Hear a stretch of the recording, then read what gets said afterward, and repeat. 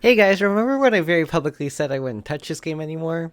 I think I might have lied. Call me the purple guy because I always come back. Springtrap is one of the most anticipated killers for Dead by Daylight. By far one of the most popular requests for behavior to implement. And well, I can't say I blame anyone for wanting this guy. Pretty much any of the animatronics from the series could have been candidates. Hell, I even made a bunch of concepts for the main gang to be on the killer roster. But none of them would have had the true killer edge that Springtrap had. Sure, all the animatronics have killed people before. Why do you think the entirety of the series exists? But the main antagonist of it all is Springtrap, and he very much so has intention with his killing. While the animatronics kill more so because of a lack of understanding, Springtrap kills because he wants to. He knows you are a living human being, and not just an empty exoskeleton. And yet, he still wants to kill you.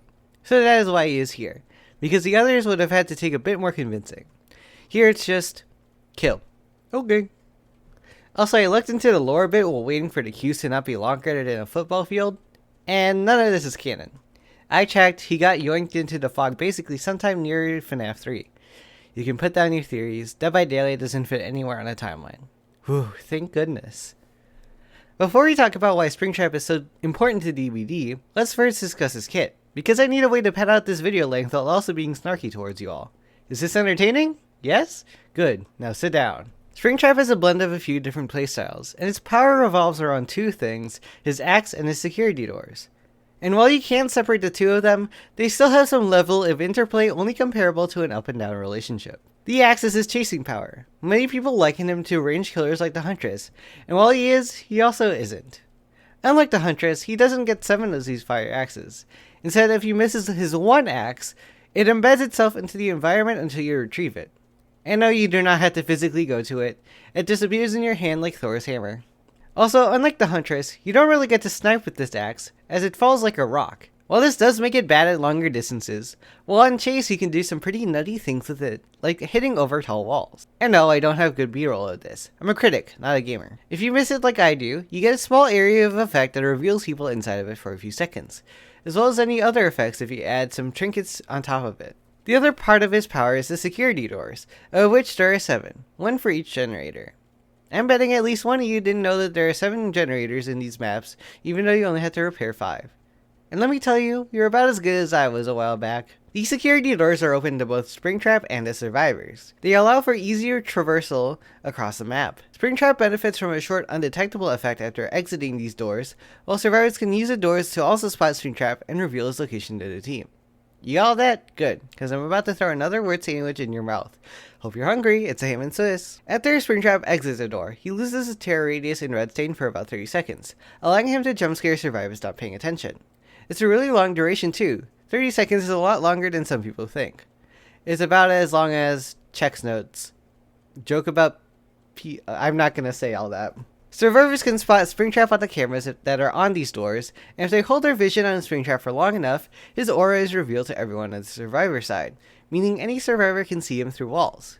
The duration of this is also long too, so survivors are encouraged to use the cameras to their advantage if they want to be able to see Springtrap wherever he comes from. The only downside is that the cameras have a battery system akin to the original games, and after a battery dies, the entire system has to reboot, which can take a while. Well, I say only downside, but that's only if the Springtrap doesn't also use the doors. See, when Springtrap goes into or out from a door a survivor is interacting with, they will automatically be grabbed by him. And by interacting with, I mean survivors can get grabbed if they are using the camera or are going through the doors. So there is a certain level of risk to using Springtrap's power against him. Springtrap can also temporarily disable a camera and stop himself from being revealed by one by throwing his axe on a door. This is where the toxic relationship comes into play. It's a very simple power, but when combined, it makes playing Springtrap with and against him feel about as much like Dead by Daylight as it does feel like playing the original Five Nights at Freddy's. Which is kind of the best thing, honestly. It can be tough trying to translate horror icons into Dead by Daylight. Just ask Nemesis on why he doesn't grab people with his tentacle. Springtrap is one of the few that I feel like behavior actually nailed. Even if I was iffy to his power description at first. Will I main him? Probably, but he just as likely would be another killer part of the rotation. I don't like keeping myself down. I like playing a bunch of different killers. Which is why my favorite games change about as much as the phases of the moon. And this is where I talk about his perks and add-ons, because that's also part of his kit. Yes, I do need to give a thorough explanation on all of this.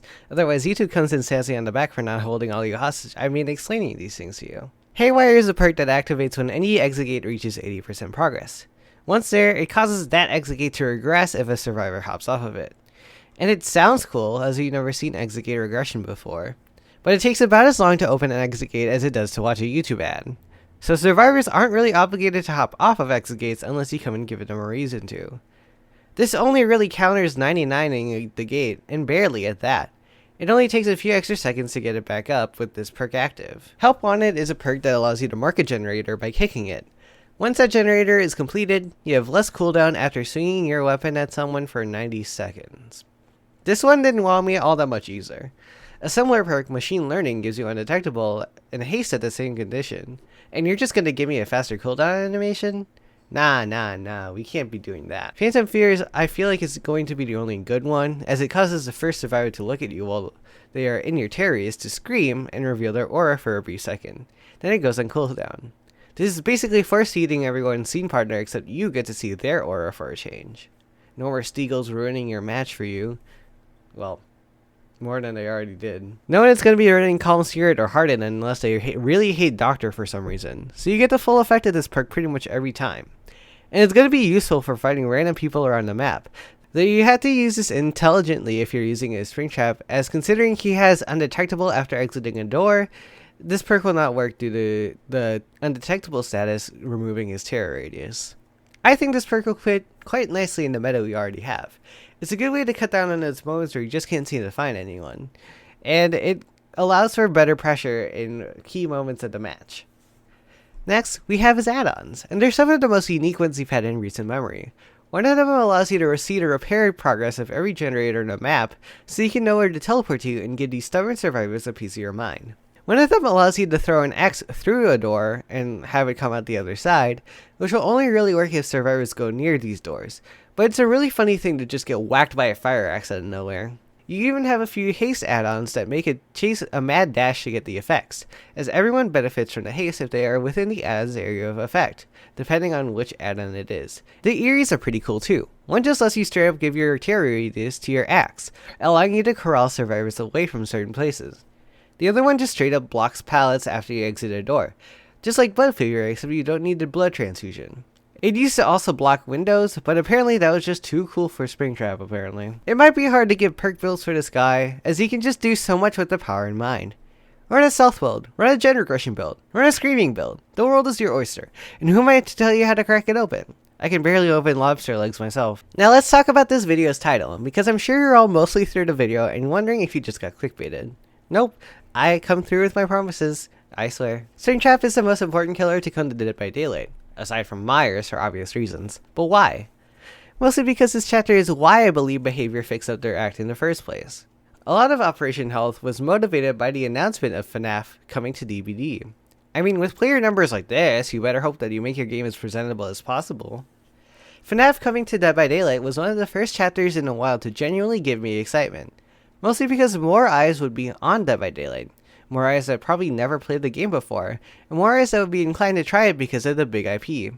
And it's what Dead by Daylight has been needing for the past few years. I don't know if anyone else in the community can back me up on this, but it felt like for a while that Dead by Daylight was just off in its own little corner of the internet, because all the horror icons it wanted, it had already. We had Halloween, Nightmare on Elm Street, Alien. Heck, the only things bigger than FNAF that wasn't already in the roster was Predator and Jason is wallowing in his own pit of self-despair right now. There was no big attraction to entice new players to join the game. Until FNAF. And that is why this chapter was the most important to come to DBD. Now if they could just fix the fucking skull merchant. Hey, thanks for watching. Sorry for not uploading for literal months. I was very tired, out of ideas, then I got sick so I couldn't really do voice stuff. I'm still a little sick, but because Spring Tracking did DVD, I wanted to talk about it. Special thank you to everyone who is still supporting me. I really appreciate you all being here, so thank you. It means the world to me that you still want to watch after all this time. One last thing, be sure to One last thing, be sure to go join my Discord. You'll get notified when I upload a video or start a stream ASAP if you join. Right now we're just about ready to finish Paper Mario, even though again I got busy and sick so I couldn't really finish it when I wanted to. But when I stream next, that is what we will be doing. I also have World of Assassination now, and I might consider streaming DBD again. We'll see. But anyways, that's all I have to say, so see you all in the next one.